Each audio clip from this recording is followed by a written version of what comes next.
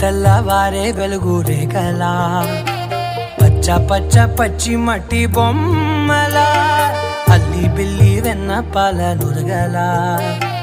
అచ్చ తెలుగు ఇంటి పూల కొమ్మలా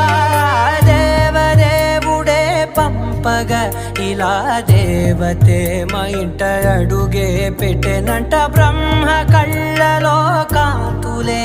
మా అమ్మలా మా కోసం మళ్ళీ లాలి పాడేనంట.